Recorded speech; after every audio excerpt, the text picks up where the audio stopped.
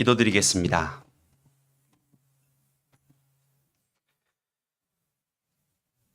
살아계셔서 역사하시는 자비롭고 은혜로우신 또 사랑의 하나님, 정말 감사드립니다. 죽어 지옥 갈 수밖에 없었던 우리들 그 주님의 십자가의 보혈로 구원하여 주시고 이 세상에서 천국 소망을 가지고 살아갈 수 있는 은혜를 베풀어 주신 주님께 진심으로 감사드립니다. 하나님의 은혜 가운데 우리가 기도하고 기대하던 학예 수양회가 한 달도 남지 않게 되었습니다. 특별히 청주 남북교회 1차 학예 수양회로 참석하게 되었습니다.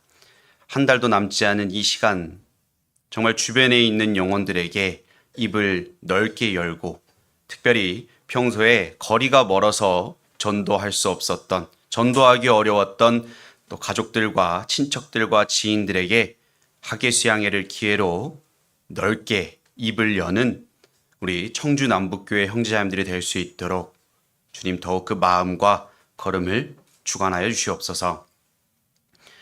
주님, 좋은 날, 좋은 시간, 이 주일에 오늘 이렇게 또 말씀과 교제를 허락해 주셨습니다.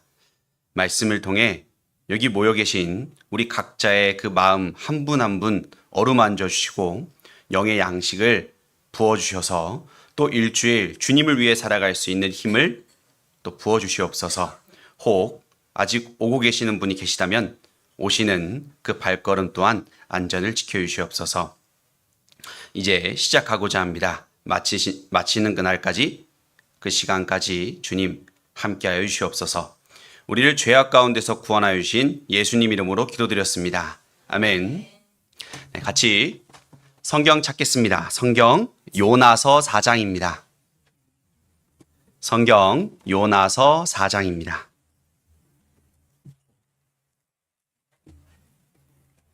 요나서 4장입니다. 구약 1290페이지입니다.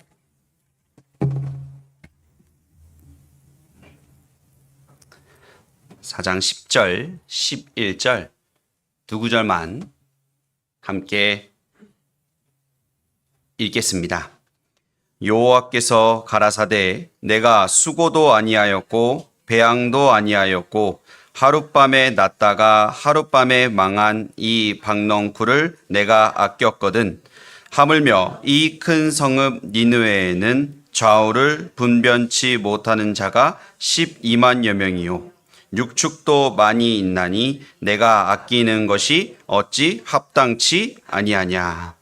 네, 다시 인사드리겠습니다. 안녕하십니까? 저는 서울중앙교회에서 교제하고 있는 김건형 형제입니다. 어제 청주남북교회를 방문해서요, 처음 들어보고 처음 먹어본 황미를 먹어봤습니다. 황미를 처음 먹어봤는데요, 먹고 나서 배가 꺼지지 않아서 명엄조수지를 이렇게 또 목사님과 또 봉사의 분들과 함께 걷고, 참 청주 남부 지역이 살기 좋다라는 이미지를 이렇게 다 가지고 밤에 이렇게 숙소로 들어왔는데 황미가 너무 든든한지 여전히 배가 꺼지지 않았습니다. 그래서 주변에 이렇게 천이 있나 이렇게 보니까 바로 앞에 이렇게 천이 있더라고요. 천을 밤에 이렇게 한 바퀴 걷고 오는데 사람들이 정말 많더라고요. 운동하기도 너무 좋고 참 이 청주 남부 지역이 너무 좋다라는 인식을 이렇게 딱 가지고 어젯밤을 들었습니다. 그리고 오늘 이렇게 청주 남북교회 형제자매들과 인사드릴 수 있는 또 기회와 영광을 주신 하나님께 또 감사를 드립니다. 오늘은 이 요나서를 중심으로 요나를 보호하시며 기다리신 하나님이라는 제목으로 함께 생각해 보려고 합니다. 요나를 보호하시며 기다리신 하나님이라는 제목으로 함께 생각해 보려고 합니다. 요나 선지자가 살았던 그 시대적 상황을 먼저 확인해 보면 좋습니다. 이 요나서는 잡아주시고 열왕기 하 14장으로 가보겠습니다. 요나서는 잡아주시고요. 열왕기 하 14장입니다.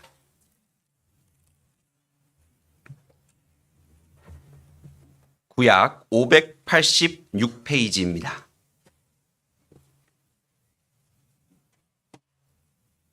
구약 586페이지 열왕기하 14장 23절입니다.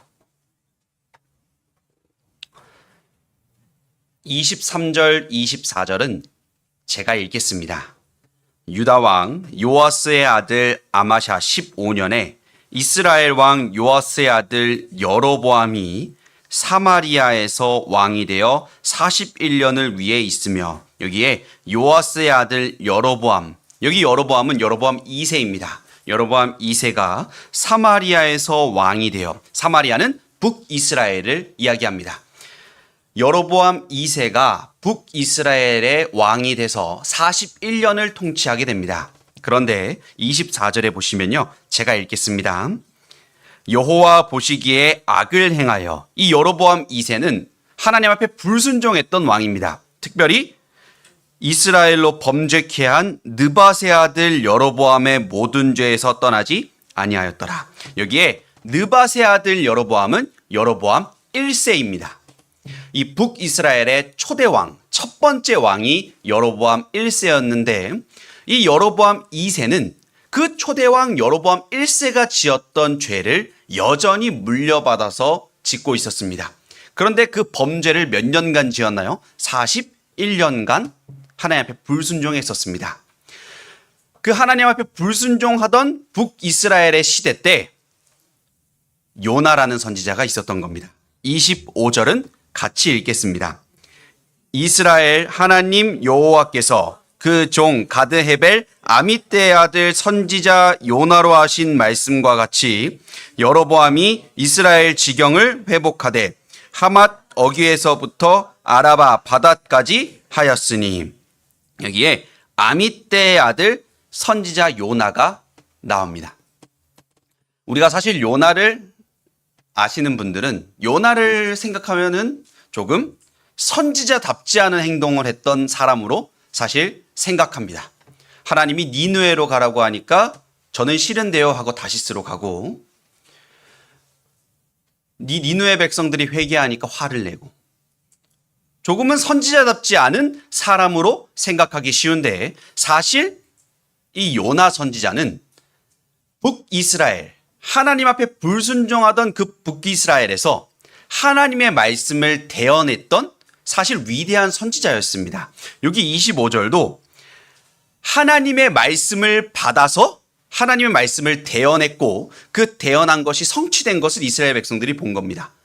그러니까 그 당시에 하나님 앞에 불순종하던 당시에 하나님 앞에 순종했고 선지자로서 이스라엘 백성들을 하나님 앞에 돌아오게 하고자 힘썼던 사실 위대한 선지자입니다.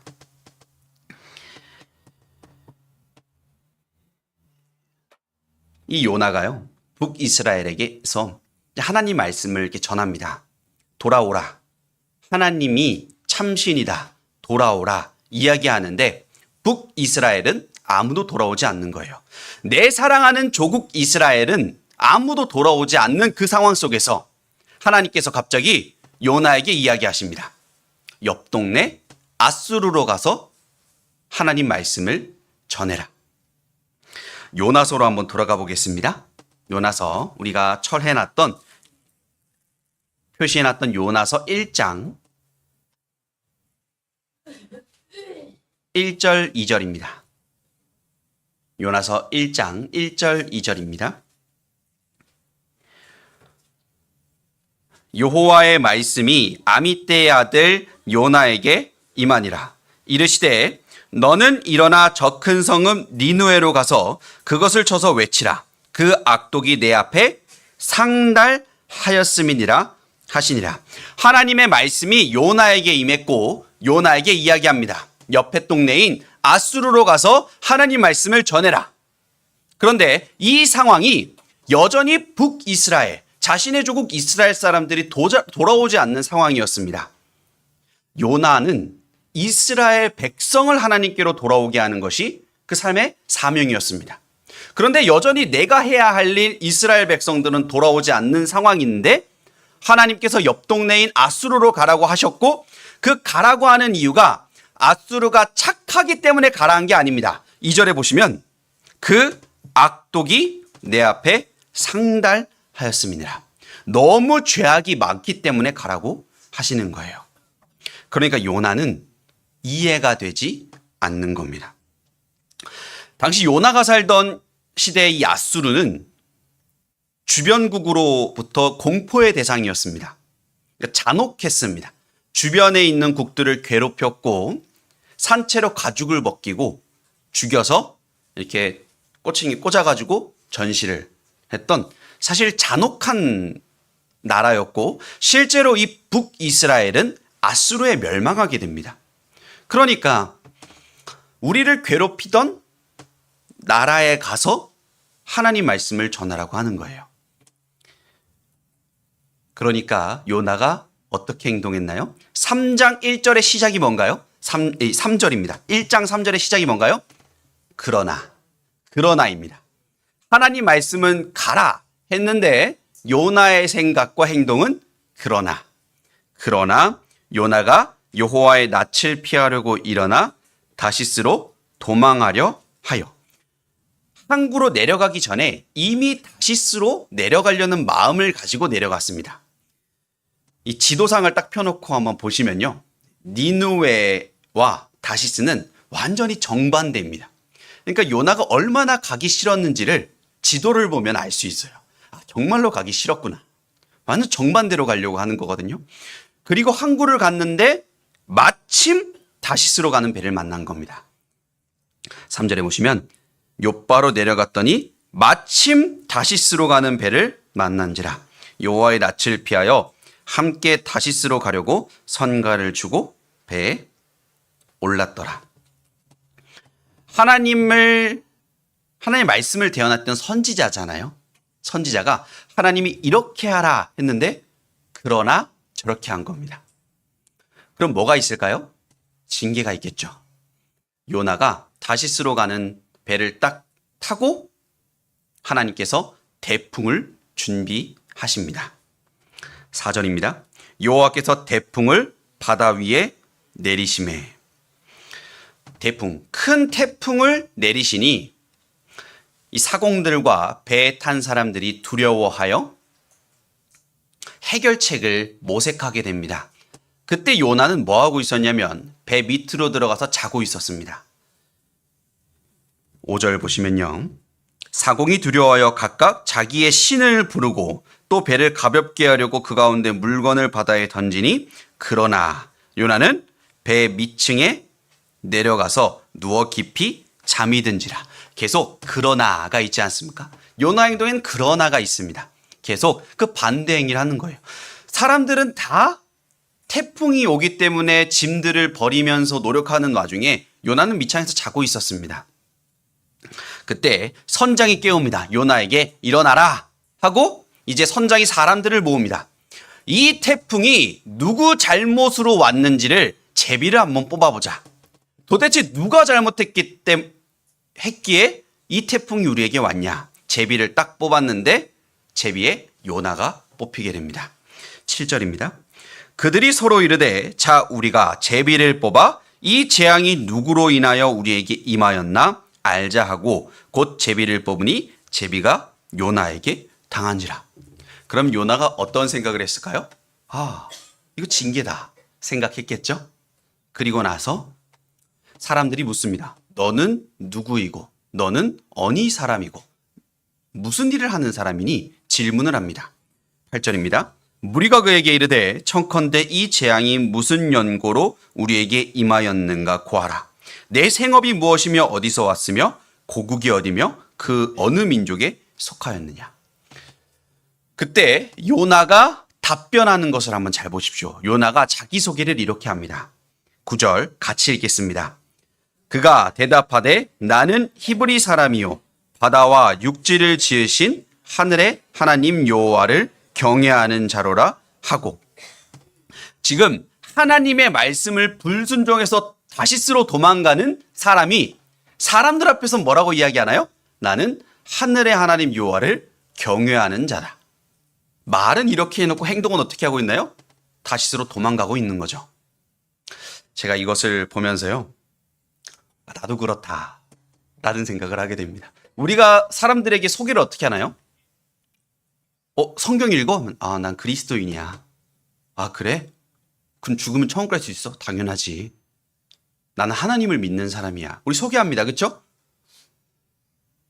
나는 그리스도인이라 생각하고 그렇게 소개하면서 때때로 우리 삶 속에서도 그러나가 있습니다. 성경 말씀은 이렇습니다. 이렇게 해라, 저렇게 해라. 너는 말씀을 전파하라. 때를 얻든지 못 얻든지 항상 힘쓰라. 그런데 우리는 그러나 지금은 아니야.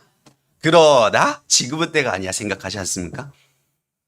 하나님의 말씀은 이렇지만 우리의 삶 또한 우리 삶 속에서도 그러나가 있습니다. 요나도 그러나가 있었던 겁니다. 하지만 자신을 소개할 때는 나는 하늘의 하나님 여호와를 경외하는 자다. 이 요나가 하늘의 하나님 여호와를 경외했다라는 것을 알 수 있는 것은 제비가 딱 뽑혔을 때 이것은 나로 인해서 이건 하나님의 징계구나 라는 것을 깨닫게 되는 거죠. 내가 죄에 넘어졌을 때 하나님의 징계가 왔을 때 우리가 무릎 꿇고 하나님께 뭐라고 이야기하나요? 하나님 감사합니다. 돌이켜야 되겠다 생각하지 않습니까? 요나도 이제 돌이키는 겁니다.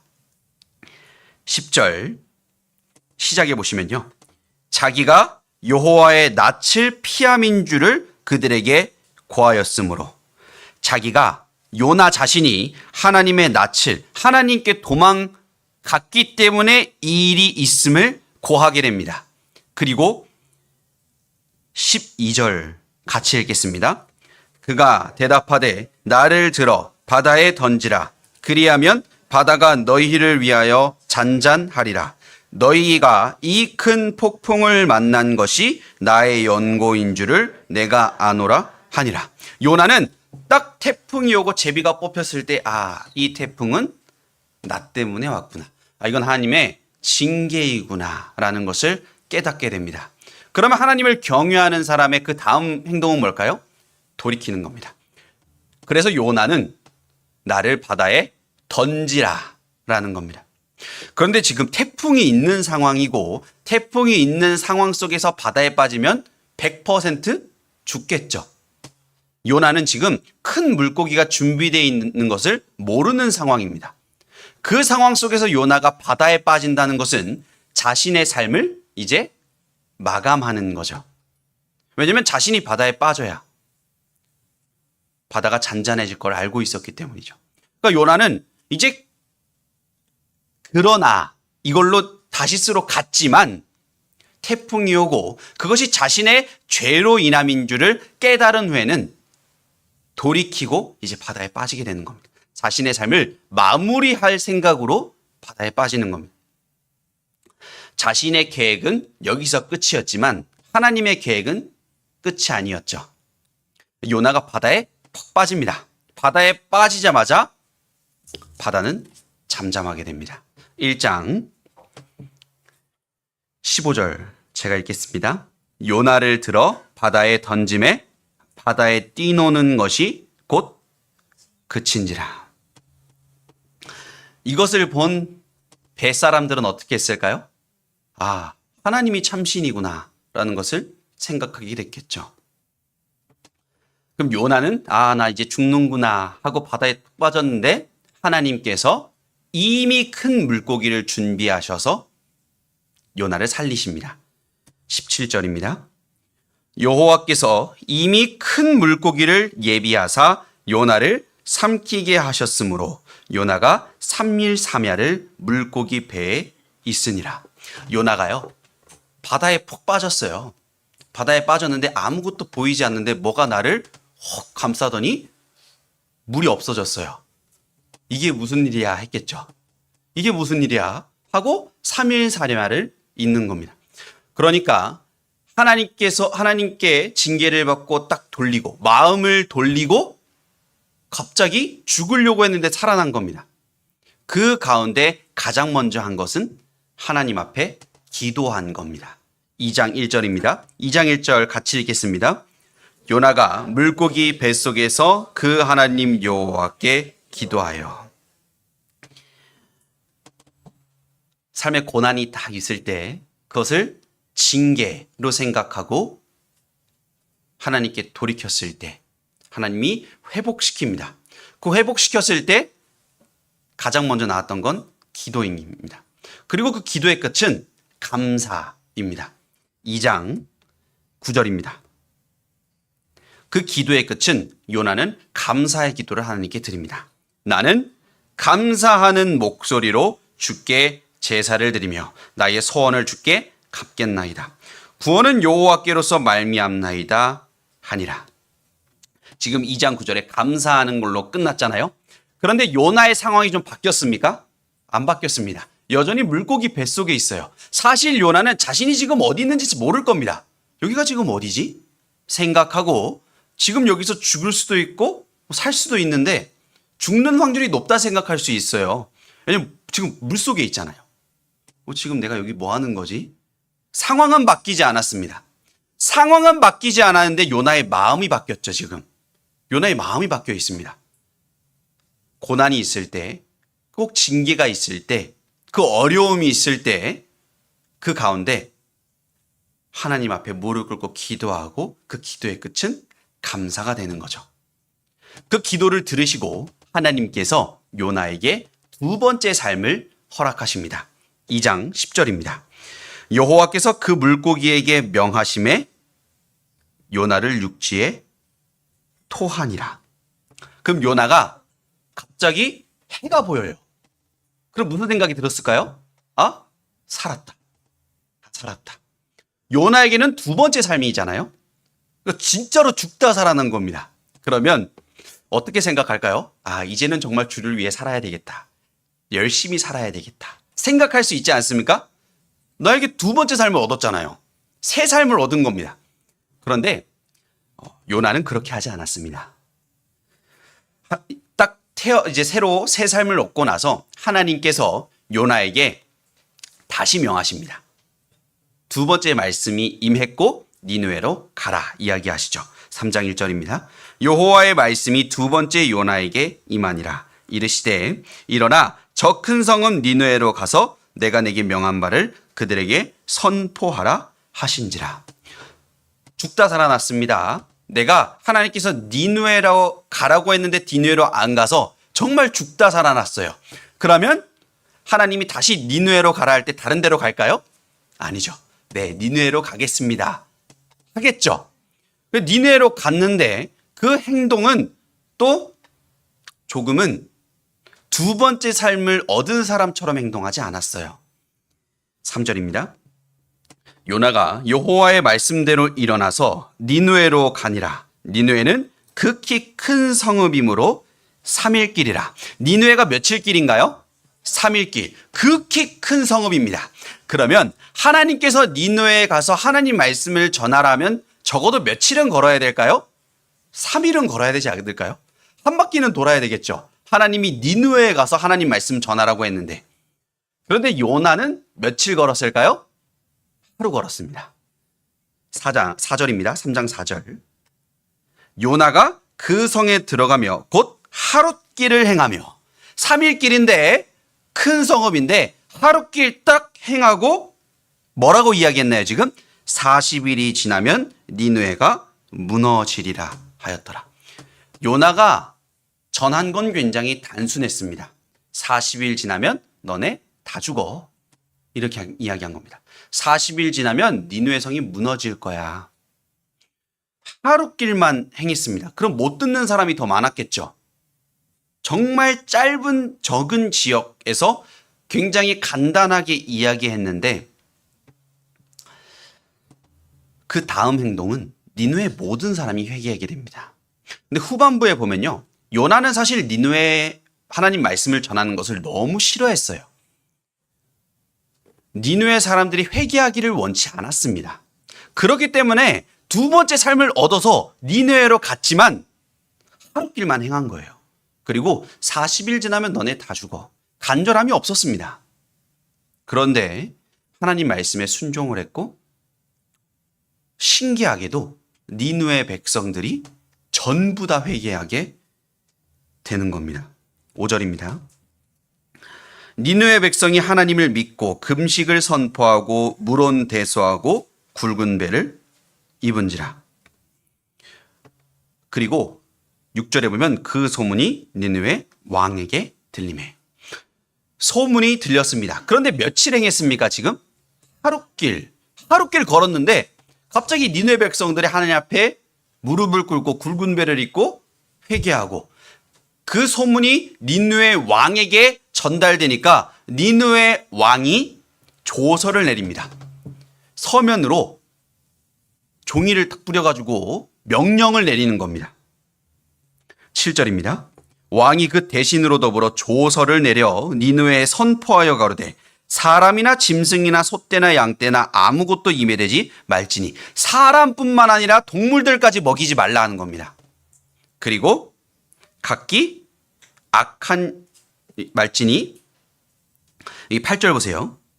사람이든지 짐승이든지 다 굵은 배를 입을 것이요 힘써 여호와께 부르짖을 것이며 각기 악한 길과 손으로 행한 강포에서 떠날 것이니라. 그런데 생각해 보면 하나님께서 요나에게 왜 니느웨로 가라고 하셨습니까? 악독이 상달된 거잖아요. 죄악이 넘쳐났기 때문에 가라고 했는데 그들의 행동은 좀 다릅니다.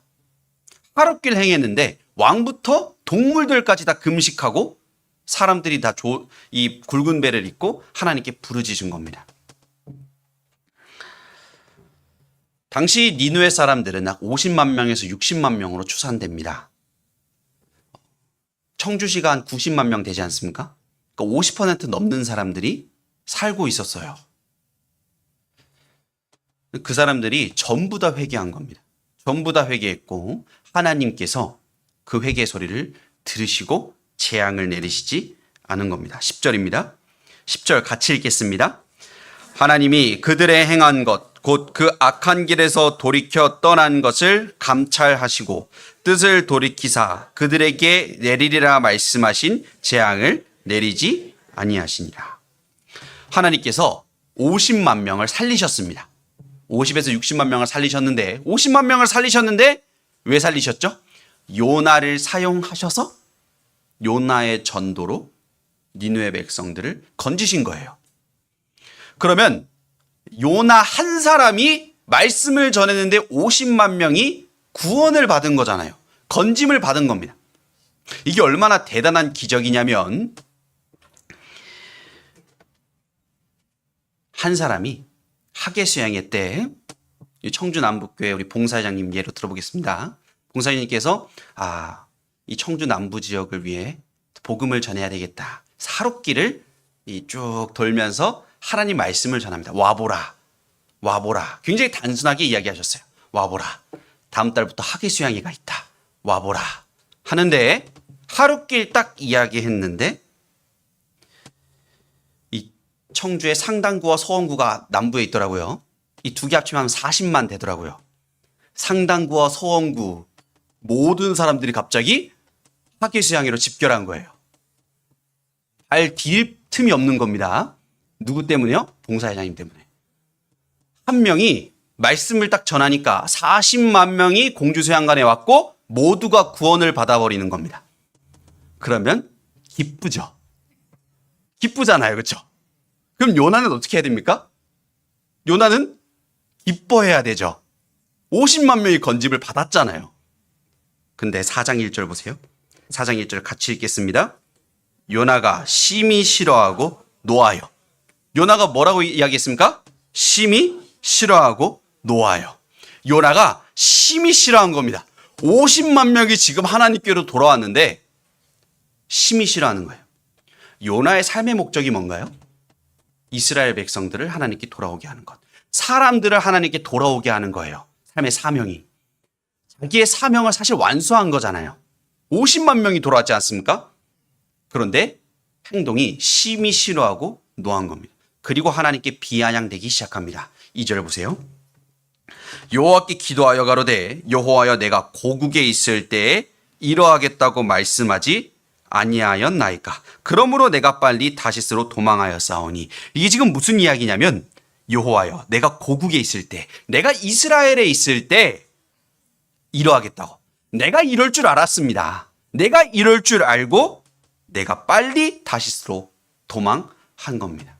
이게 무슨 이야기냐면 사실 요나는 니느웨 백성들이 돌아오지 않을 거라 생각했겠죠. 왜냐면 악독이 너무 상달되어 있잖아요.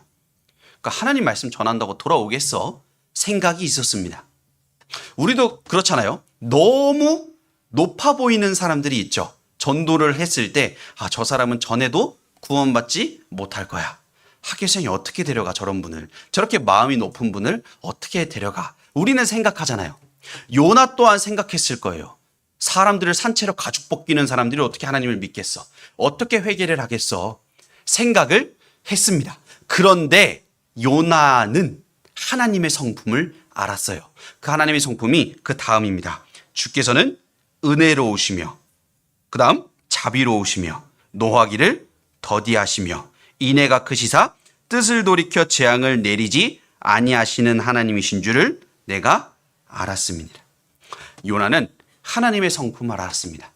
회개하면 돌아온다. 용서하신다는 것을. 마음을 돌리면 용서하신다는 것을 알고 있었기 때문에 99%안 돌아올 거야 라는 생각이 있었지만 1%에 뭐가 있을까요?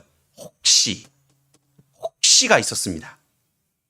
그런데 혹시나 했는데 역시나 현실로 이뤄지니 화가 나고 하나님께 이야기하는 겁니다. 내가 이럴 줄 알고 하나님 다시스로 도망간 거예요. 그리고 그 뒤에 주께서는 은혜로우시며 자비로우시며 이게 지금 하나님께 감사로 이야기하는 것이 아닙니다. 왜냐하면 그것을 아는 것은 그 다음 구절에 요나가 하나님께 요청하는 것을 보면 알아요.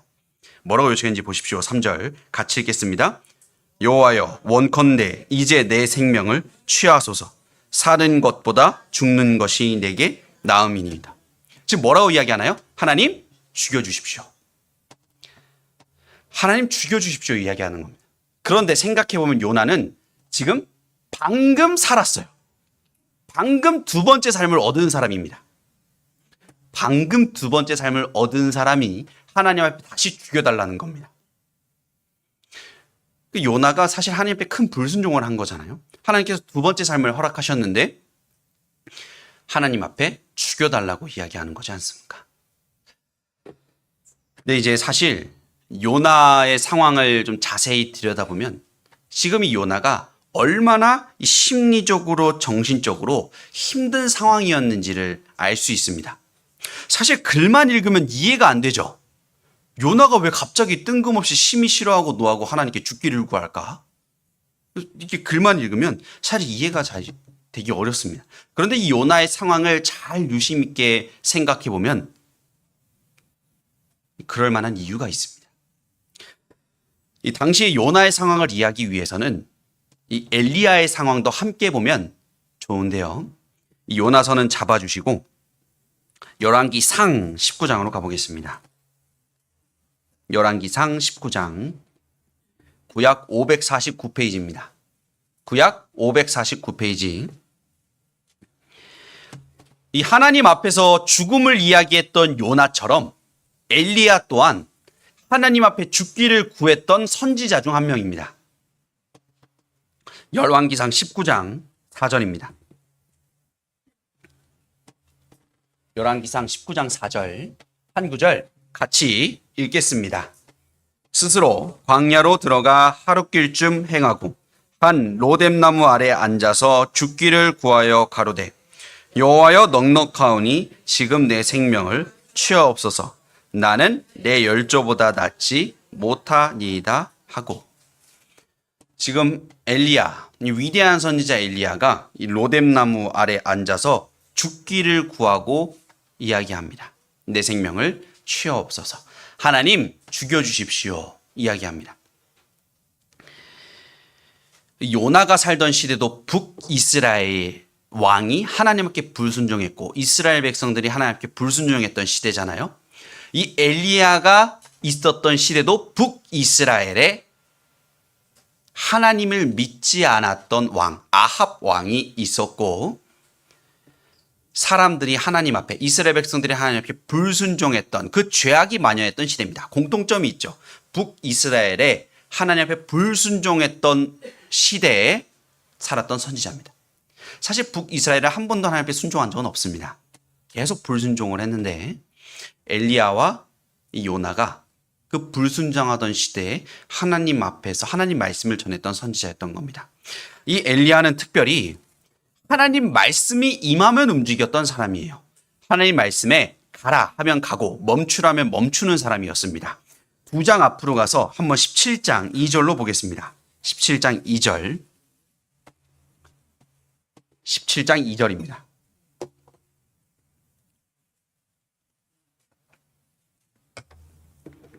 (17장 1절에요) 이 엘리야라는 사람이 처음 등장하는데 어디서 났는지 어떻게 자랐는지를 모릅니다. 그냥 디셉 사람 엘리야 이러고 딱 등장을 해요.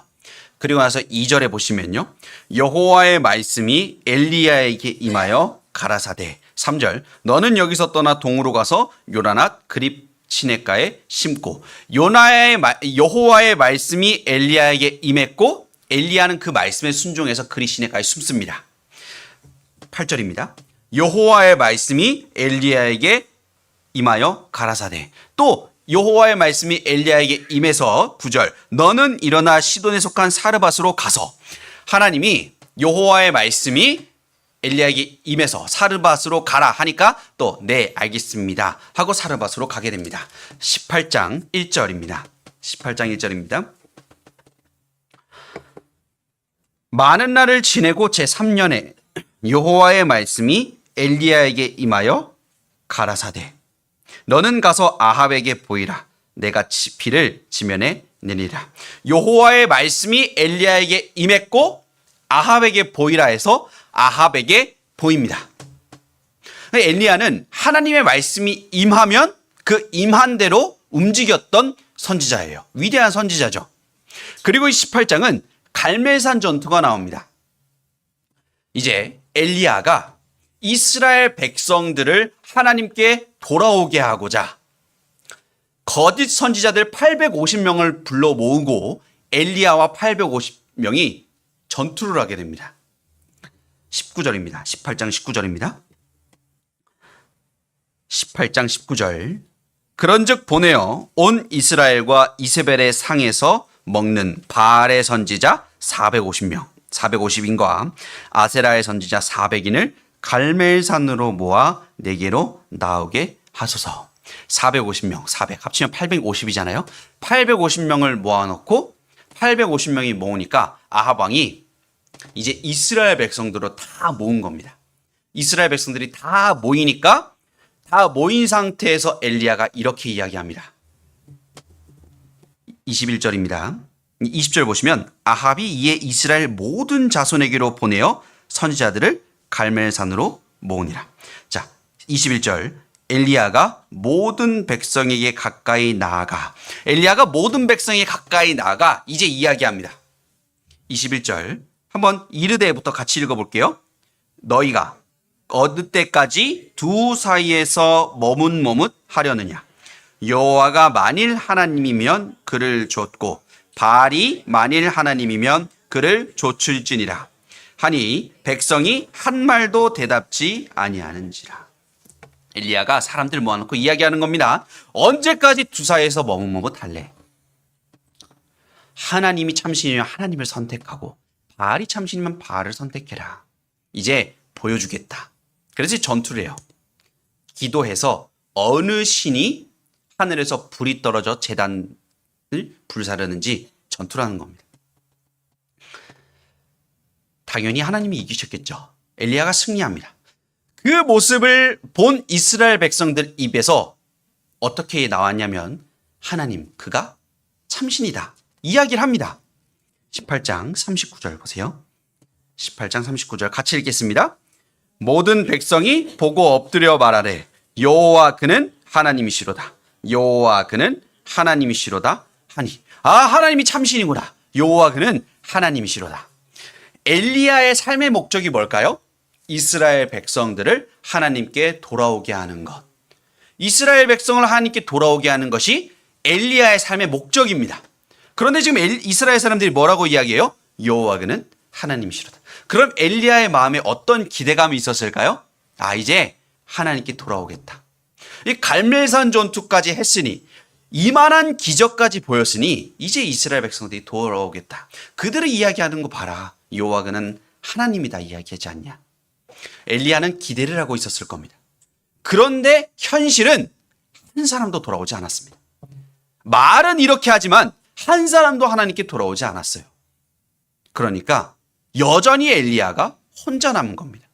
그것이 엘리야의 삶에 큰 실망감과 좌절감을 주었습니다. 19장 10절에 보면 엘리야가 하나님 앞에 왜 죽기를 구했는지 이유가 적혀 있습니다. 19장 10절입니다. 저가 대답하되 내가 만군의 하나님 여호와를 위하여 열심히 특심하오니. 내가 하나님을 위해서 열심히 특심했습니다. 그러니까 갈멜산 전투까지 했잖아요. 내가 할 수 있는 전심전력을 한 겁니다.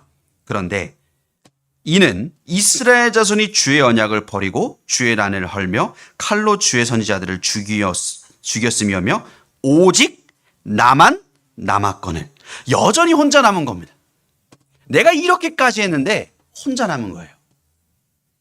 저희가 내 생명을 찾아 취하려 하나이다. 그러니까 엘리야가 완전 마음이 무너져 내린 겁니다. 내가 이 정도까지 했는데 사람들이 돌아오지 않으면 내가 얼마나 더 힘을 내야 되냐. 그래서 19장 4절에 스스로 광야로 들어가 하룻길쯤 가고 로뎀 나무 아래서 죽기를 구한 겁니다. 그러면 엘리야가 왜 무너져 내렸나요? 열심히 특심했지만 아무도 돌아오지 않았잖아요. 여전히 아무도 돌아오지 않았지 않습니까? 그럼 요나 이야기로 돌아가 보면 요나는 엘리야보다 좀 더 더한 상황이었습니다. 요나도 하나님 말씀을 이스라엘 백성들에게 전했죠. 그런데 아무도 돌아오지 않는 상황이에요. 여기까지는 엘리야랑 동일합니다. 그런데 요나의 상황은 거기에 플러스 내 사랑하는 조국을 핍박하고 압제하는 옆 동네 아수르 백성은 하루 만에 하나님의 위로와 평안과 용서를 받은 거예요.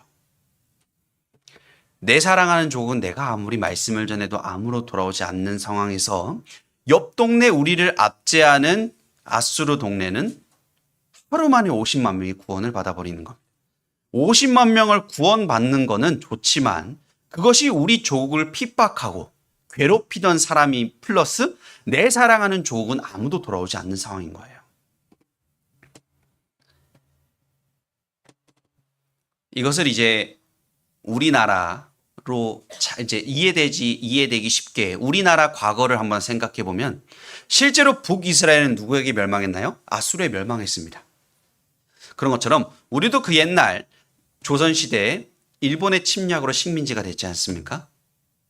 그때 예를 한번 들어보면 조선에서 복음을 전하던 사람이 있었습니다. 조선에서 하나님 말씀을 전하던 사람이 있었는데 아무도 돌아오지 않는 거예요. 삶이 너무 힘드니까. 그런데 아무도 돌아오지 않는 그 상황 속에서 하나님께서 갑자기 그 사람에게, 그 선교사에게, 그 전도인에게, 그 그리스도인에게 이야기하는 겁니다. 옆에 일본으로 넘어가서 하나님 말씀을 전해라. 그러면 생각하겠죠. 하나님, 내 조국 이 지금 조선도 지금 하나님 말씀을 듣지 않은데 왜 제가 일본으로 갑니까? 내 지금 가족들을 공격하고 압제하고 죽이는 사람들인데 생각하겠죠. 그래서 딴 데로 가려다가 징계받고 이제 가겠습니다 하고 일본으로 가게 돼요. 일본으로 가게 됐는데 너무 전하기 싫으니까 그 큰 땅덩어리에 딱 도쿄만 전한 겁니다. 딱 도쿄만 전했는데 일본 사람 전체가 회개해버리는 거예요. 그러면 그리스도인으로서는 좋은 일이죠. 그런데 조선인으로서는 삶에 큰 좌절감과 실망감이 있었을 겁니다. 왜냐하면 조선은 여전히 하나님 말씀 믿지 않는데 조선인을 압제하고 핍박하는 사람은 다 돌아가는 거잖아요. 내 사랑하는 가족들에게는 아무리 전해도 말씀이 들어가지 않는 상황이 있을 수 있습니다.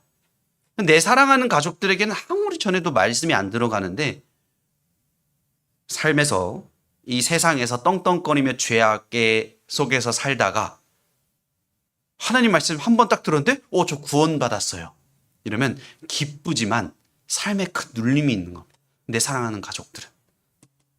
그것이 요나를 심리적으로 정신적으로 힘들게 했던 겁니다. 그러니까 50만 명이 구원을 받았지만 심히 싫어하고 노했죠.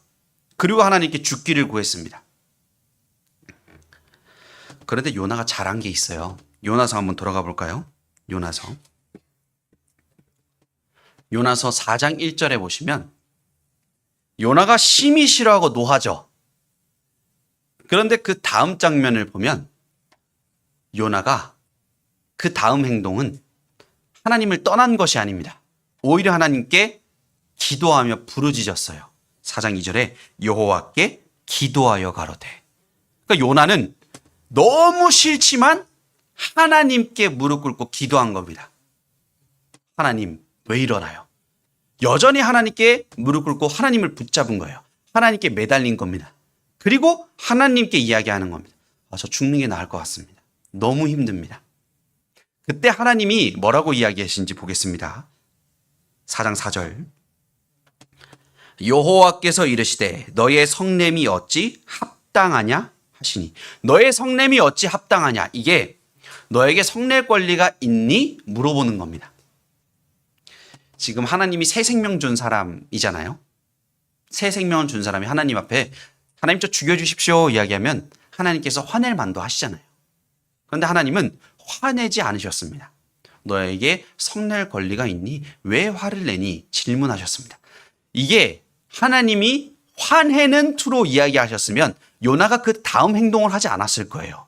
그 다음 행동이 뭐냐면 명당 자리에 앉아서 니느웨 성이 어떻게 망하는지를 구경하는 장면이 그 다음 장면입니다. 그러니까 하나님은 요나에게 화를 내신 것이 아니에요. 왜 화를 내니? 질문하시는 겁니다. 요나 다음 행동을 보십시오. 5절입니다. 요나가 성에서 나가서 그 성 동편에 앉되 거기서 자기를 위하여 초막을 짓고 그 그늘 아래 앉아서 성읍이 어떻게 되는 것을 보려 하니라. 그러니까 요나는 사실 보통이 아닌 겁니다. 50만 명이 구원받는데 심히 화내고 죽기를 구한 다음에 이제 니느웨 성 밖으로 나와가지고 좋은 자리에 앉아서 니느웨 성이 과연 망하나 안 망하나 구경하고 있는 거예요. 그때 하나님께서 화를 내시지 않았습니다. 그리고 오히려 박넝쿨을 준비해 주셨습니다. 6절입니다. 하나님 여호와께서 박넝쿨을 준비하사 요나 위에 가리우게 하셨으니 이는 그 머리를 위하여 그늘이 지게 하며 그 괴로움을 면케하려 하심이었더라. 요나가 박넝쿨을 인하여 어떻게 했나요? 심히 기뻐하였더니.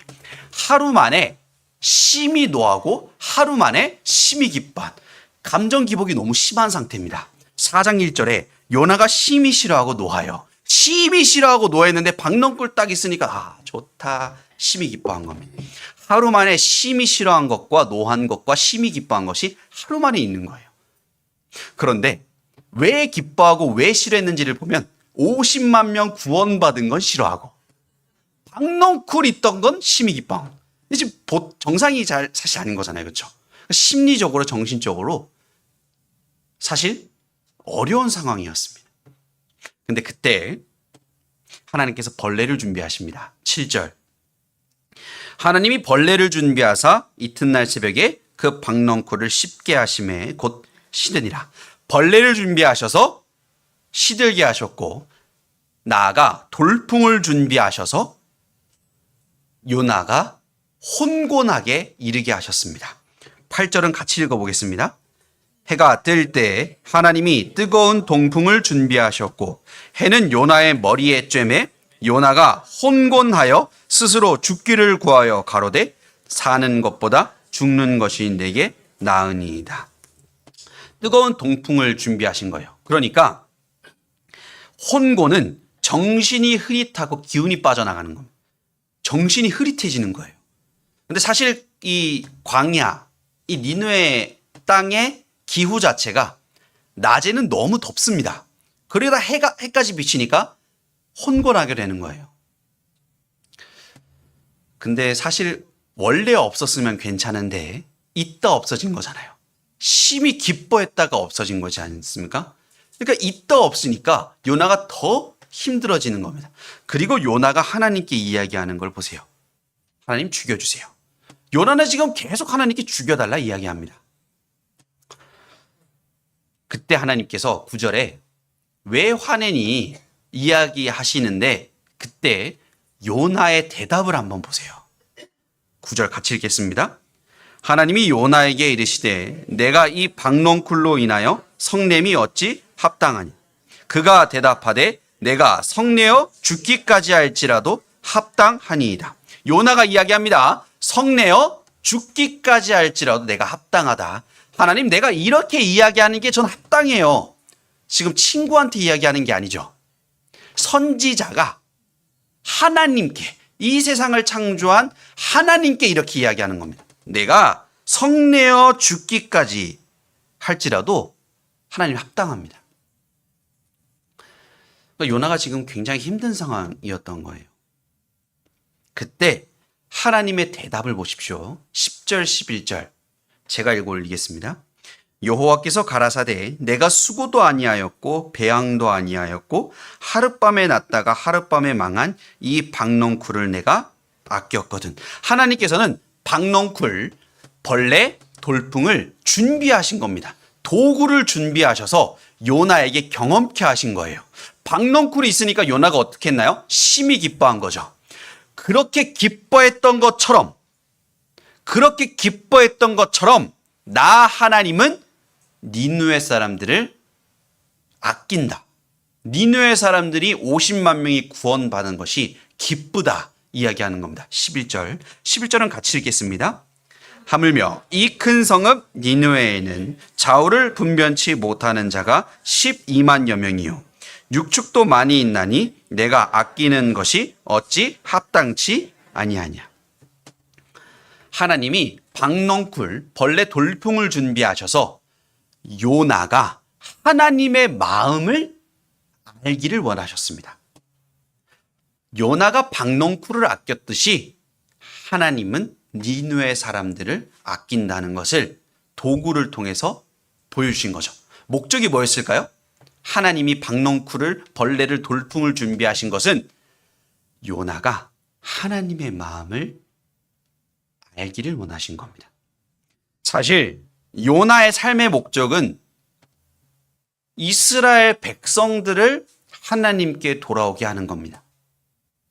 요나의 마음의 예산에는 니느웨 사람들은 없었습니다. 그러니까 니느웨로 가라 할 때 니느웨 사람들은 내 삶의 예산이 아니기 때문에 다시스로 간 거죠. 그런데 하나님의 예산은 뭐죠? 하나님은 이스라엘 백성들뿐만 아니라 저 잔혹한 아수르 민족들까지 사랑하시는 겁니다. 그런데 요나는 그 마음을 모르잖아요. 하나님의 마음을. 그러니까 하나님께서는 요나가 하나님의 마음을 알게 하시고자 벌레를 준비하시고 박농쿨도 준비하시고 돌풍도 준비하신 겁니다.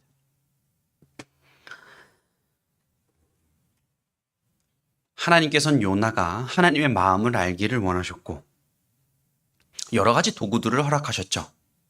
그로 인해서 요나가 하나님의 마음을 알았을까요? 여기 요나서 4장 10절 11절로 사실 요나서는 끝납니다. 그 다음에 요나의 행동이 안 나와요. 그런데 우리는 요나가 하느님 앞에 진심으로 회개했음을 알 수 있습니다. 왜냐하면 요나를 기록한 사람이 요나 자신이에요. 요나서를 기록한 사람이 요나 자신입니다. 그러니까 요나서가 자기가 자기 손으로 하나님, 내가 지금 성내어 죽기까지 할지라도 합당하다는 것을 자신의 감정을 자신이 직접 쓰고 있는 겁니다.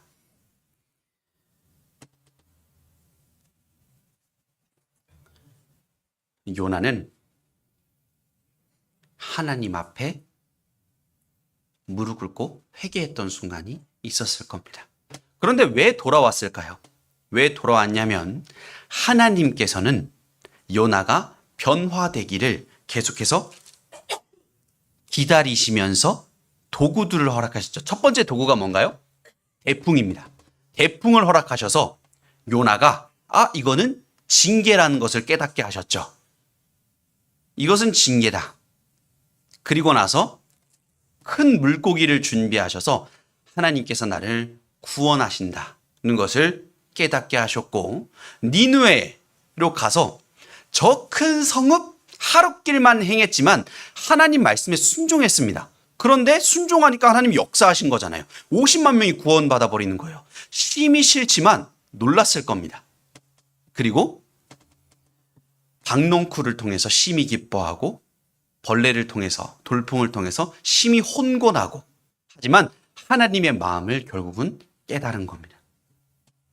근데 그 가운데 하나님이 노하셨나요, 계속? 아닙니다. 요나가 변화되기를 기다리셨습니다. 그러니까 큰 물고기를 준비하셔서 살리셨죠. 아니셨으면 죽은 거죠. 바다에 빠졌는데요. 박농쿨도 준비하시며 벌레도 준비하시며 돌풍도 준비하시며 사실 요나를 어루만지시며 기다리신 겁니다. 아까 엘리야를 봤잖아요. 엘리야가 하나님 앞에 어떻게 했나요? 하나님 저 죽여주십시오 했지 않습니까? 그때 하나님께서 엘리야에게 뭐라고 이야기했을까요? 엘리야야 정신 차려, 너 그럴 때 아니야, 이렇게 했을까요? 아닙니다. 하나님께서 엘리야를 어루만지신 것이 그 다음 구절에 나옵니다. 한번 볼까요? 열왕기 상 19장으로 가볼게요. 열왕기 상 19장.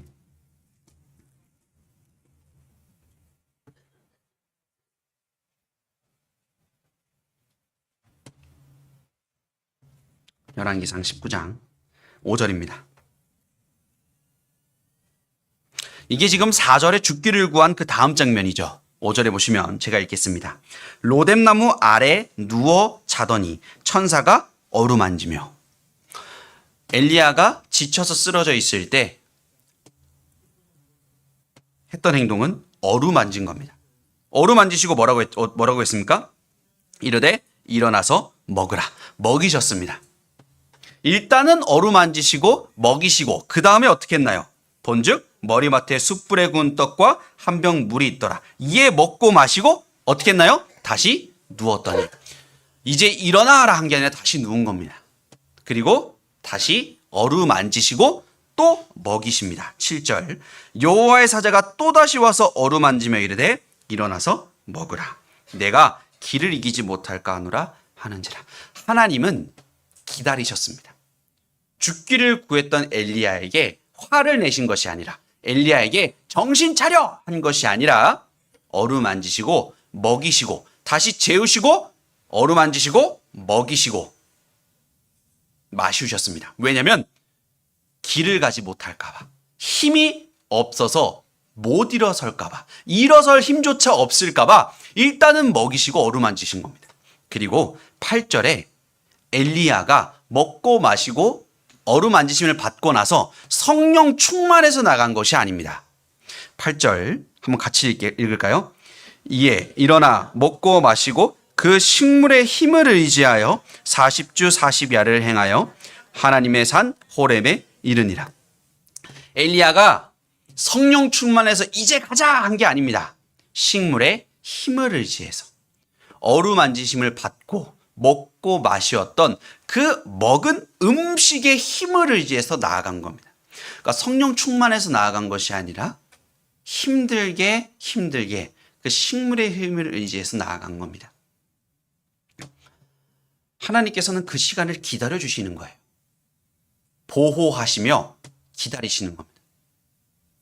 그리고 엘리야가 호렙산에 이르러서 9절에 보면 굴 속에 들어가 있습니다. 그러니까 하나님께서 굴 밖으로 나와라 라고 이야기를 하니까 이 엘리야가 세미한 소리를 듣고 굴 밖으로 나갑니다.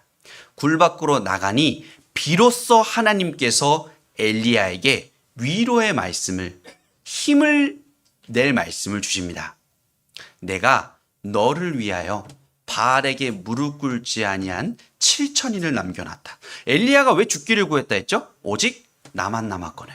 내가 이렇게까지 했는데 아무도 돌아오지 않는 상황이었는데 하나님께서는 엘리야를 위해서 무릎 꿇지 아니한, 바알에게 무릎 꿇지 아니한 7천인을 남겨놨다. 위로의 말씀을 하시는 겁니다.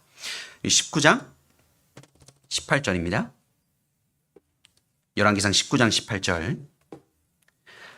그러나 내가 이스라엘 가운데 7천인을 남기리니 다 무릎을 바알에게 꿇지 아니하고 다 그 입을 바알에게 맞추지 아니한 자니라. 너에게 동역자 7천인을 남겨놨어.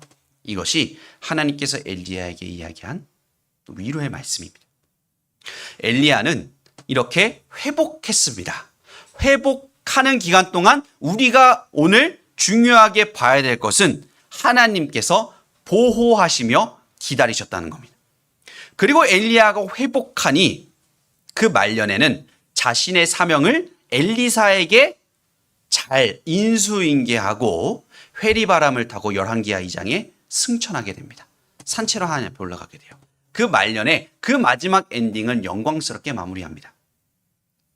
그런데 엘리야의 전체 삶에서 항상 뜨거웠습니까? 항상 하나님 앞에 성령이 충만했나요? 아닌 겁니다. 하나님 앞에 로뎀 나무 아래 앉아서 죽기를 구했던 순간이 있었고 하나님께서 어루만지시고 보호하시며 기다리셨던 순간이 있었던 겁니다. 요나도 마찬가지입니다. 요나의 전체 삶의 이 요나서는 극히 일부분이죠. 요나 전체 삶을 보면 요나서의 이 요나는 사실 극히 일부분이에요. 그런데 그 극히 일부분의 시간 동안 요나는 하나님께 불순종한 사건이 있습니다. 그리고 하나님께 넘어졌던, 하나님 앞에 넘어졌던 순간들이 있어요. 근데 그 순간순간들 가운데 하나님께서는 요나를 보호하셨습니다. 바다에 빠졌을 때 물고기를 준비하셨고 하나님 앞에 저 죽고 싶습니다. 죽기를 구하여도 이건 합당합니다. 이렇게 이야기했어도 하나님께서 화내지 않으셨던 겁니다. 하나님께서 오히려 보호하시며 기다리셨던 겁니다. 그렇게 요나는 변화했습니다. 요나서를 기록한 사람이 누구라고요? 요나입니다. 요나 자신이 자신의 감정을 충실히 표현했습니다. 도망간 것도 표현해 놓고 니느웨 성을 가서 하나님 말씀 전하기 싫었음을 표현해 놓고 구원받고 나니 심히 싫어하고 노한 것도 표현해 놓고 자신의 삶을 솔직하게 기록한 겁니다. 그러니까 자신의 부끄러움을 사실 공개적으로 드러내는 거잖아요. 이것은 마음을 낮춘 자의 모습인 거죠. 그러니까 요나는 자신의 삶을 회개했을 겁니다. 그리고 변화했을 겁니다. 그리고 하나님의 마음을 알았을 겁니다. 아, 하나님께서는 니느웨 백성들까지도 사랑하시는구나. 니느웨 백성들까지도 하나님은 구원하시기를 원하셨구나. 그리고 요나가 변화했음을 아는 또 한 가지의 이유는 예수님께서 마태복음에 예수님의 그 장사의 모형으로 요나를 이야기하십니다. 요나가 그 끝에 변화하지 않았다면, 여전히 하나님의 마음을 알지 못했다면 예수님의 장사의 모형으로 예수님이 요나를 이야기하지 않았겠죠. 마태복음 한번 가보겠습니다. 마태복음 12장입니다. 마태복음 12장입니다. 마태복음 12장 39절입니다.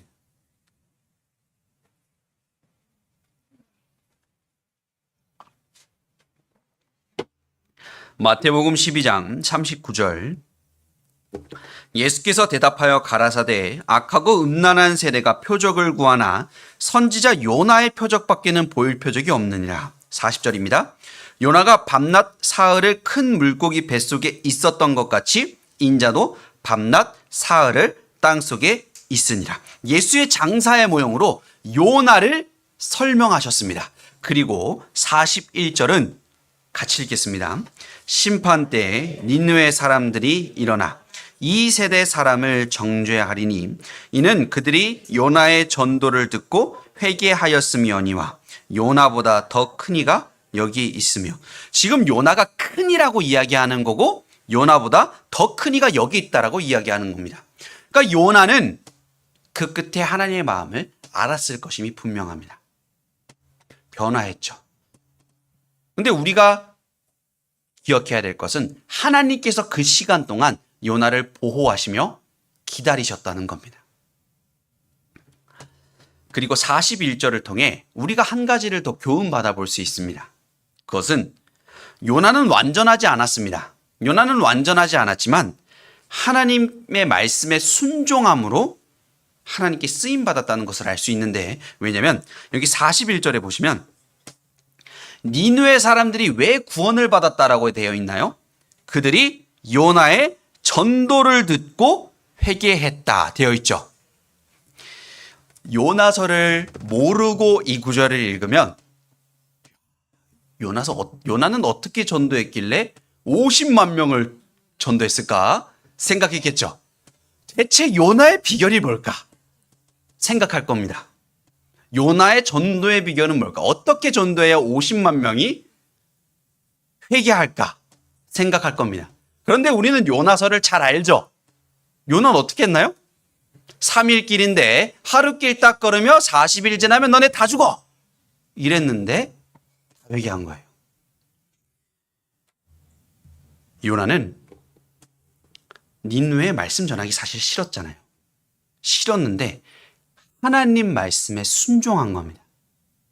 하나님 말씀에 순종했고 하나님께서는 그 순종한 모습을 사용하셔서 역사하신 겁니다. 그래서 마태복음에 보시면 그들이 요나의 전도를 듣고 회개하였으며니와. 그래서 우리는 때를 얻든지 못 얻든지 말씀을 전파해야 됩니다. 우리의 그 작은 순종이 하나님께서는 크게 사용하시는 겁니다. 우리는 완전하지 않습니다. 우리도 요나와 같이 넘어집니다. 하나님은 완전한 자만 사용하신다면 우린 여기 모두 없습니다. 그렇죠? 하나님은 완전한 자를 사용하시는 것이 아니라 완전하지 않지만 순종하는 사람을 사용하시는 겁니다. 요나는 마음속에 완전하지 않았어요. 그런데 순종했습니다. 하룻길 걸으며 하나님의 말씀을 전했던 겁니다.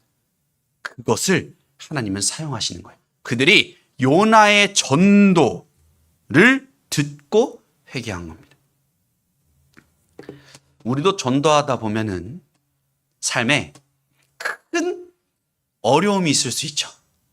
그리고 마음에 흰기와 검은기가 싸울 때가 있습니다. 정말 전도하기 힘들다.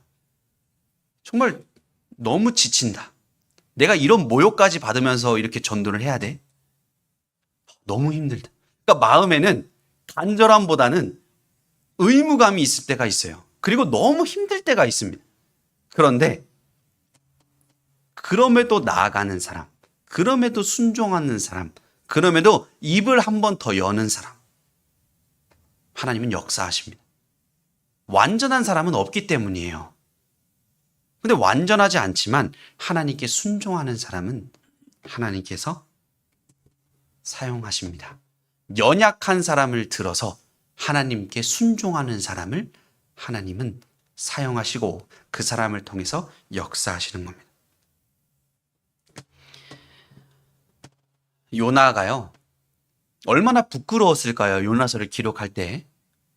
그런데 요나는 니느웨에 전하는 그 3장을 기록하면서 마음의 한편엔 감사가 됐었을 거예요. 하나님께서는 이런 연약한 나를 사용하시어 니느웨에 말씀을 전하게 하셨고 나의 이 말을, 나의 이 입을 사용하시어 니느웨 백성들을 회개케 하셨구나. 요나의 마음에는 그래도 한편의 감사함이 큰 은혜다라는 것을 생각했었을 겁니다. 하나님은 부족한 나를 사용하시어 역사하셨구나. 더욱 중요한 것은 하나님께서는 우리가 육신이 강하잖아요. 그래서 여전히 우리는 이해되지 않은 것들이 많습니다. 여전히 불순종하고 싶은 마음들이 많고 여전히 넘어지고자 하는 마음들이 있는 겁니다. 그런데 하나님께서는 나를 끝까지 포기하지 않으시고 보호하시며 기다리신다는 겁니다. 그리고 내가 변화되기를 기다리신다. 기다리시는 겁니다. 내가 하나님의 마음을 알기를, 내가 하나님의 생각을 알기를 원하시는 겁니다. 그 옛날 요나와 함께 하셨던 하나님, 그 옛날 엘리야와 함께 하셨던 하나님은 지금 이 순간에 우리와 함께 하십니다. 우리와도 함께 하십니다. 요나가 바다에 빠졌을 때 이미 큰 물고기를 준비하셨던 하나님, 이미 큰 물고기를 준비하셔서 보호하셨던 하나님, 엘리야가 완전히 무너져 내렸을 때 화내신 것이 아니라 어루만지시고 먹이셨던, 마시우셨던 그 하나님이 지금 우리도 회복되기를, 지금 우리가 하나님의 마음을 알기를 기다리고 계십니다. 사실 성경에는요, 하나님이 우리를 지키고 있다, 보호하고 있다라는 많은 구절들이 있습니다. 그런데 특별히 내가 너를 지키고 있다, 보호하고 있다 이렇게만 이야기해도 되잖아요, 사실. 그런데 성경에는 어느 위치에서 너를 보호하고 있다라고까지 이야기하고 계십니다. 먼저는 위를 한번 볼게요. 위.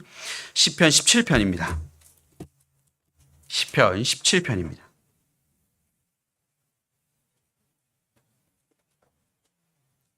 시편 17편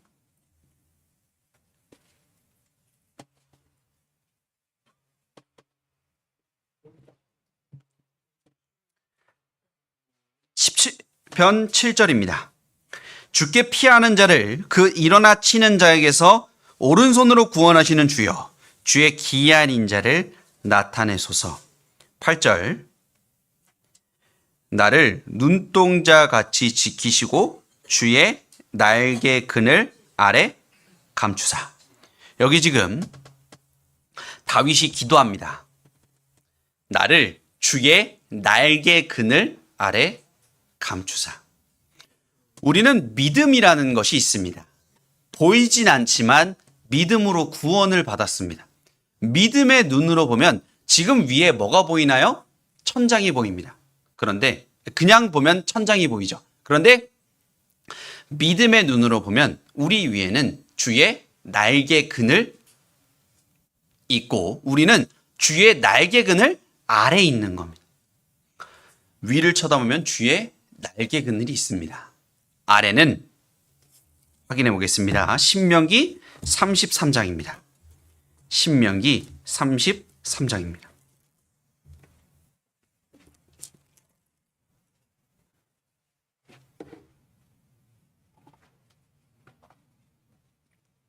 신명기 33장 27절입니다.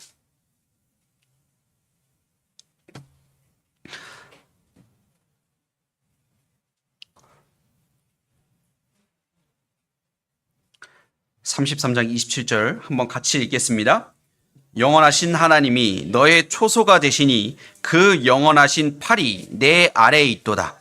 그가 내 앞에서 대적을 쫓으시며 멸하라 하시도다. 그 영원하신 팔이 내 아래 있도다. 아래 뭐가 있습니까? 하나님의 그 영원하신 팔이 있습니다. 보이진 않지만 위에는 주의 날개 그늘이 있고 아래는 뭐가 있습니까?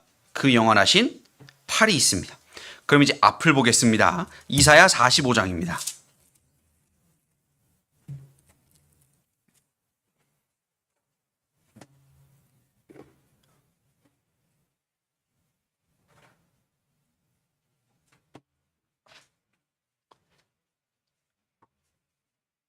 이사야 45장 2절입니다.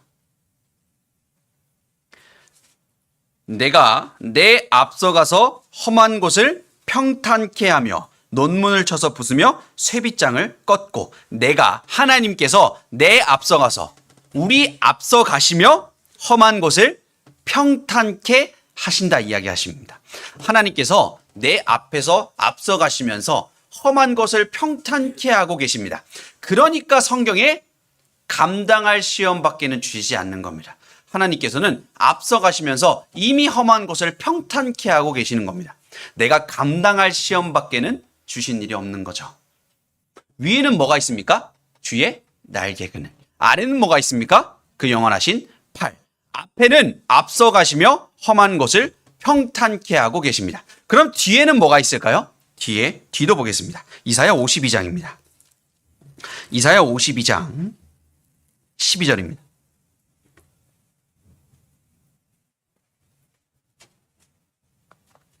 이사야 52장 12절.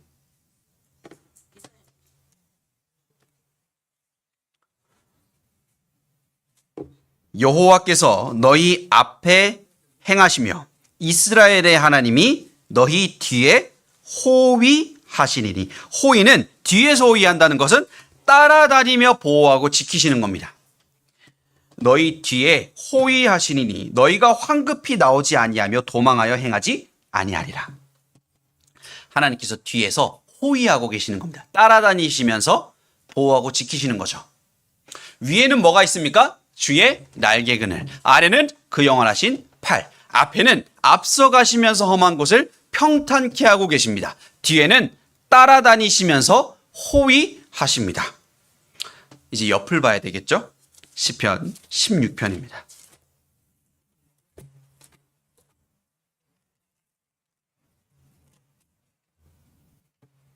시편 16편 8절입니다.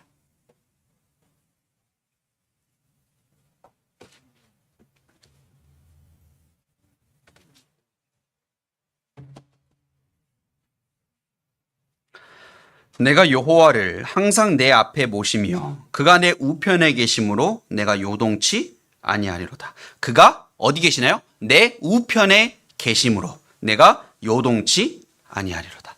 내 우편에는 하나님이 항상 함께 계셔서 내가 요동치 않도록 하신다 이야기하십니다. 위에는 뭐가 있습니까? 주의 날개 그늘, 아래는 그 영원하신 팔, 앞에는 앞서가시며 험한 것을 평탄케 하시고 뒤에는 따라다니시며 호위하시고 우편에는 함께 계셔 내가 요동치 않도록 하십니다. 이제 사각지대가 없도록 사면에서 지키신다라고도 하시는데요. 스가랴 2장으로 가보겠습니다. 스가랴, 구약성경 마지막 성경인 말라기 앞에 있습니다. 스가랴 2장, 구약 1314페이지입니다. 스가랴 2장 5절입니다.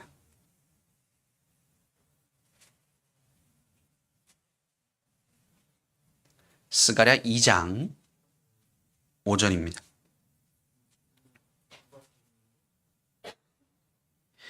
여호와의 말씀에 내가 그 사면에서 불성곽이 되며 그 가운데서 영광이 되리라. 사면에서 불성곽이 된다라고 이야기하시죠. 여호와의 말씀에 나 하나님이 그 사면에서 불성곽이 되는 겁니다. 하나님께서 사각지대가 없도록 사면을 보호하시는 거죠. 위에는 뭐가 있습니까? 주의 날개 그늘, 아래는요 그 영원하신 팔, 앞에는 앞서가시며 험한 것을 평탄케 하시고 뒤에는 따라다니시면서 호위하시고 우편은 내가 요동치 않도록 함께 하시고 사면에는 불성곽이 되어주십니다. 그리고 하나님께서는 우리의 마음과 생각까지도 지키신다 이야기하십니다. 빌립보서 4장으로 가보겠습니다. 빌립보서 4장입니다.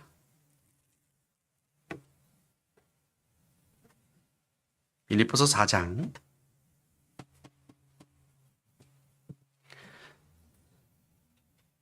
6절부터 제가 읽겠습니다. 아무것도 염려하지 말고 오직 모든 일에 기도와 간구로 너희 구할 것을 감사함으로 하나님께 아뢰라.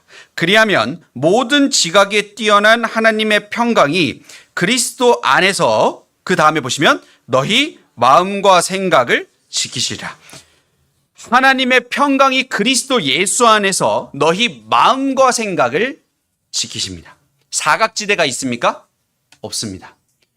위에는 주의 날개 그늘이 있고 아래는 그 영원하신 팔이 있고 앞에는 앞서가시며 험한 곳을 평탄케 하시고 뒤에는 따라다니시며 호위하시고 우편에는 내가 요동치 않도록 함께 하시고 사면에는 불성곽으로 나를 보호하시고 내 마음과 생각까지 지키시고 계십니다. 하나님은 우리를 지키시고 보호하십니다. 사실 하나님께서는 나의 피난처가 되어주십니다. 그리고 그것은 그리스도인만이 가질 수 있는 은혜이고 특권입니다. 그러면은 하나님의 보호하심과 그 지키심 속에서 결국 하나님께서 우리에게 기대하시고 기다리시는 건 뭘까요? 그것은 우리가 하나님을 생각하고 우리가 하나님께 기도 드리고, 즉 하나님을 붙잡는 것, 하나님께 매달리는 것, 하나님께 의지하는 것, 하나님께 붙어 있는 것을 하나님은 우리에게 기대하고 기다리고 계십니다. 요나서 2장 7절로 가보겠습니다. 요나서 2장 7절. 철해 놓으셨죠? 요나서 2장 7절. 요나서 2장 7절은 요나가 어려움 속에, 고난 속에 있을 때 하나님께 올리는 거고, 결국 이것이 하나님께서 우리에게도 원하시는 겁니다. 2장 7절 한 구절 같이 읽겠습니다. 내 영혼이 내 속에서 피곤할 때에 내가 여호와를 생각하였사옵더니 내 기도가 주께 이르렀사오며 주의 성전에 미쳤나이다.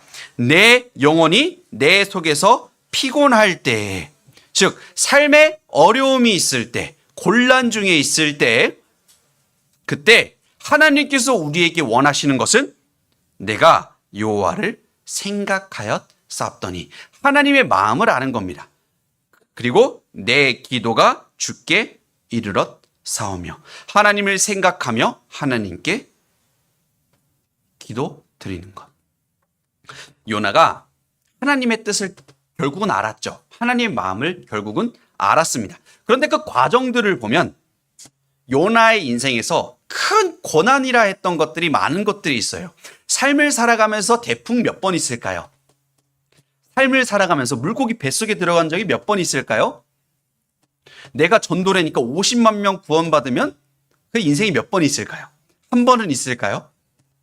제가 겨자씨할 만한 믿음도 없는데 50만 명 전도. 사실 그런 일이 많진 않죠. 그리고 박농쿨이 갑자기 생기는 게 몇 번 있을까요? 갑자기 그 다음날 벌레가 다 먹는 일은요? 갑자기 뜬금없이 돌풍이 있는 건요. 그러니까 이 요나의 삶에는 큰 고난이라는 것이 요나서에 다 들어가 있는 겁니다. 그 과정들을 통해서 요나가 하나님께 매달리며 결국은 하나님을 생각하고 하나님의 마음을 알게 된 겁니다. 그리고 그 가운데 하나님이 보호하시며 기다리고 있었던 거죠. 엘리야도 마찬가지입니다. 자신의 삶을 돌아보았을 때 가장 힘들었을 때가 언제냐고 꼽으면 로뎀나무 아래서 죽기를 구할 때 아닐까요? 하나님의 이제 넉넉하오니 내 생명을 취하옵소서. 참 사실 스스로 생각할 때 부끄러울 겁니다. 선지자라고 하면서 하나님께 죽기를 구하잖아요. 그런데 그 고난 중에서 하나님께서의 어루만지심을 받고 하나님의 위로하심을 받고 그것이 또한 은혜다 생각했을 겁니다. 그리고 하나님 마음을 알았겠죠. 아, 하나님은 여전히 7천인을 나를 위해 남겨놓으셨구나. 그것을 엘리야는 알게 됐습니다. 삶의 고난 가운데, 삶의 어려움 가운데, 삶의 큰 시련 가운데 하나님의 보호하심을 경험하며 결국은 어떻게 간증할까요? 아, 그 모든 것이 나에게 은혜였구나. 요나가 간증하지 않겠습니까? 하나님이 나에게 태풍을 주신 것, 은혜였습니다. 나에게 큰 물고기는 큰 은혜였습니다. 하나님이 연약한 나를 사용하시어 50만 명을 구원받게 하신 것, 니느웨 사람들을 회복시키신 것, 은혜였습니다. 참 힘들었는데 박넝쿨을 하셔서 너무 기뻤습니다. 심히 기쁜 은혜였습니다. 벌레와 돌풍을 허락하셔서 혼곤하였고 힘들었지만 결국 하나님의 마음을 알았기에, 결국 하나님의 마음을 깨달았기에 은혜였습니다. 요나는 그 모든 삶이 결국 은혜였음을 생각하게 될 겁니다. 하나님을 생각하며 하나님께 기도드리는 사람, 하나님을 붙잡는 사람은 결국 나의 가는 모든 길이 하나님의 인도하심과 하나님의 보호하심 속에 있구나라는 것을 깨닫게 됩니다. 그러면 뭐라고 생각할까요? 아, 모든 것이 은혜구나. 깨닫게 될 겁니다. 요한복음 1장으로 가보겠습니다. 요한복음 1장입니다. 요한복음 1장 16절입니다. 요한복음 1장 16절.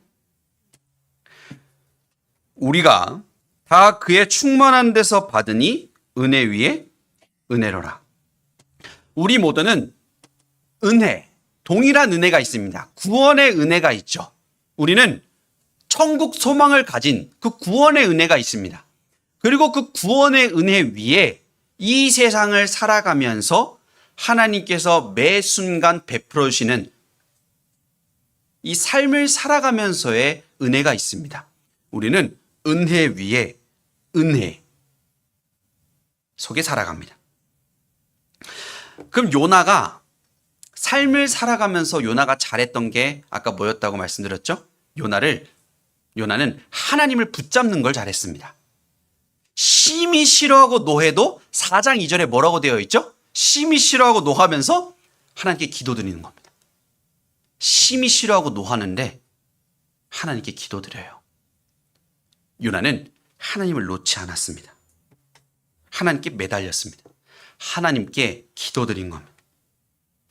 그리고 하나님께 매달렸을 때, 하나님을 붙잡았을 때 결국 하나님께서는 나를 보호하시며 기다리고 계신다는 것을 깨닫게 됩니다.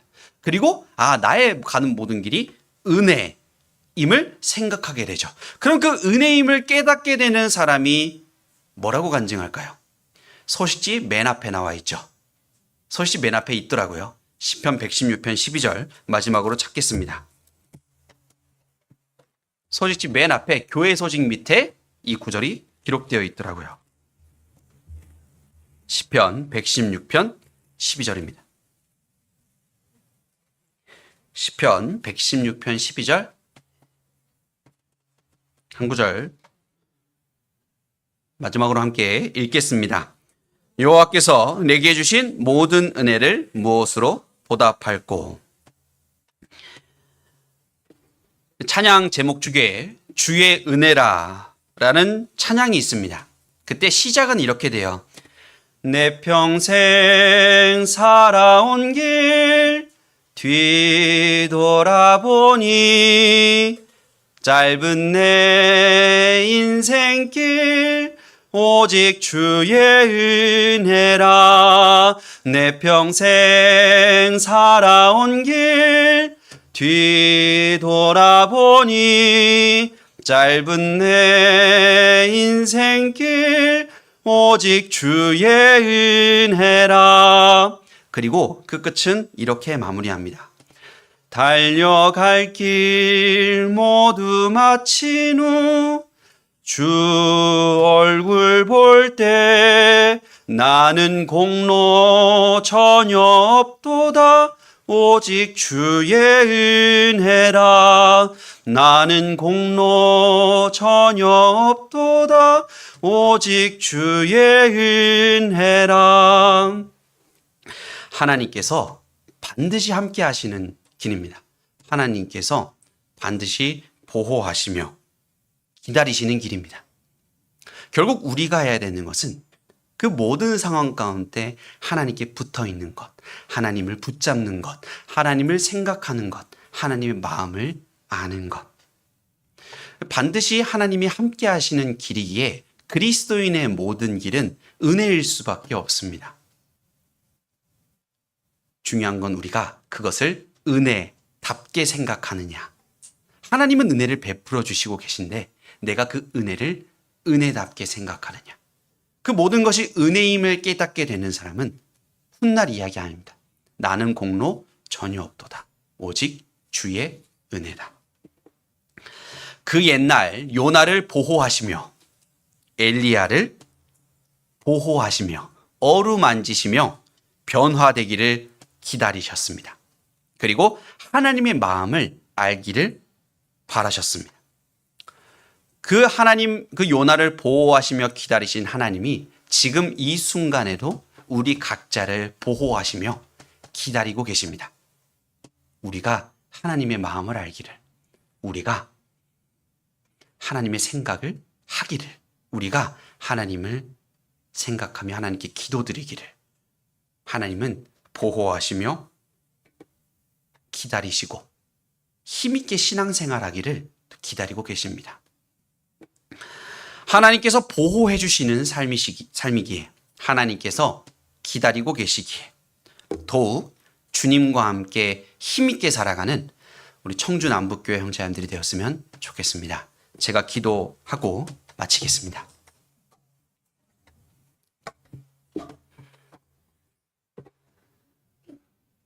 살아계셔서 역사하시는 자비롭고 은혜로우신 사랑의 하나님, 정말 감사드립니다. 우리를 구원하여 주셨을 뿐만 아니라 구원받은 이후에도 은혜 속에 살아갈 수 있는 삶을 살아갈 수 있도록 하여 주심에 진심으로 감사드립니다. 하나님께서 보호하여 주시는 삶이기에, 하나님께서 기다려 주시는 삶이기에 우리가 더욱 하나님의 마음을 알기를, 더욱 하나님 말씀에 순종하며 살아가기를 바라며 우리 각자의 마음을 더욱 주관하여 주시고 우리의 걸음을 주관하여 주시옵소서. 주님 앞에 섰을 때 정말 하나님 부끄럽지 않은 종이었다. 주님의 아들로, 하나님의 아들로 정말 힘있게 살아갔다 간증할 수 있는, 정말 주변에 있는 이뤄진 영혼들에게 입을 넓게 열었다. 나의 달려갈 길을 모두 마쳤다 간증할 수 있는 우리 모두가 될 수 있도록 또 그 삶을 인도하여 주시옵소서. 다음 달부터 시작될 또 학예 수양에 정말 많은 영혼들을 인도하여 구원의 큰 주님의 역사에 동참하는 우리가 되게 하여 주시옵소서. 이후의 시간도 주님께 맡기며 우리를 죄악 가운데서 구원하여 주신 예수님 이름으로 기도드렸습니다. 아멘. 다 같이 찬송